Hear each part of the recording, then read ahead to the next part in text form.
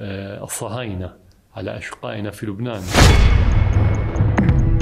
সিরিয়ার president Bashar আল আসাদ পালিয়ে গেছেন। বিদ্রোহী যোদ্ধারা প্রায় বিনা বাধায় রাজধানী দামেস্কে ঢুকে পড়ার পর বিমানে করে শহরটি ছেড়ে যান আসাদ। অবশ্য তিনি কোথায় গেছেন তা এখনও জানা যায়নি।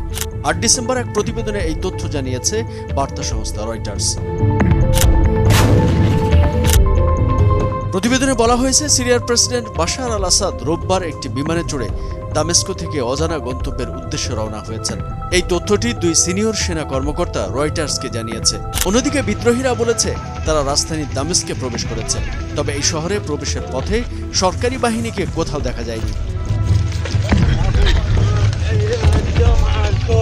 বিদ্রোহীরা বলেছে, আমরা সিরিয়ার জনগণের সাথে আমাদের বন্দীদের মুক্ত করার এবং তাদের শিকল মুক্ত করার এবং সেদনায়া কারাগারে অন্যায়ের যুগের সমাপ্তি ঘোষণা করার খবর উদযাপন করছি। রয়টার্স বলছে, সেদনায়া হচ্ছে দামেস্কের উপকণ্ঠে অবস্থিত একটি বড় সামরিক কারাগার, যেখানে সিরিয়ার সরকার হাজার হাজার বন্দীকে আটক করে রেখেছিল। এর মাত্র কয়েক ঘন্টা আগে বিদ্রোহীরা জানিয়েছিল তারা মাত্র একদিনের লড়াইয়ের পরে সিরিয়ার ৩য় বৃহত্তম শহর হোমস সম্পূর্ণরূপে দখল করে নিয়েছে। এতে করে আসাদের ২৪ বছরের শাসন বড় ধরনের হুমকির মুখে পড়ে গিয়েছিল।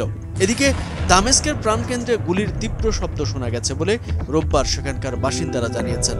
যদিও তাৎক্ষণিকভাবে গোলাগুলির উৎস কি তা এখনও স্পষ্ট নয় বলে রয়টার্স জানিয়েছে।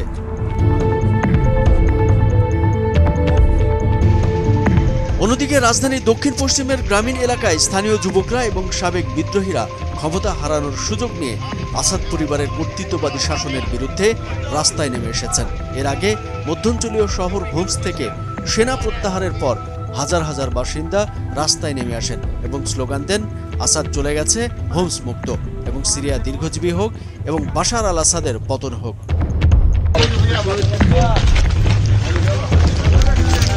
বাশার আল আসাদ ২০০০ সাল থেকে সিরিয়ার ক্ষমতায় রয়েছেন। এর আগে তার বাবা হাফেজ আল আসাদ ২৯ বছর দেশটির শাসন করেছিলেন। তবে ২০১১ সালে প্রেসিডেন্ট বাশার আল আসাদের বিরুদ্ধে ব্যাপক বিক্ষোভ শুরু হয়।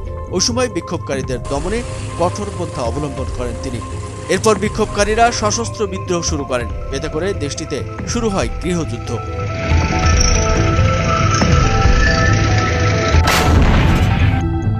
যদিও ২০১৫ সালে বাশার আল আসাদকে বাঁচাতে এগিয়ে আসেন রাশিয়া। সে বছর সিরিয়ার বিভিন্ন অঞ্চল লক্ষ্য করে ব্যাপক বিমান হামলা চালায় তারা। এরপর বিদ্রোহীরা পিছু হটতে বাধ্য হয়। কিন্তু সাম্প্রতিক সময়ে লেবাননের শিয়া সশস্ত্র গোষ্ঠী হিজবুল্লাহ দুর্বল হয়ে যাওয়ায় এবং ইউক্রেন নিয়ে রাশিয়ায় ব্যস্ত থাকার সুযোগে বিদ্রোহীরা আবারও তৎপর হয়ে ওঠে।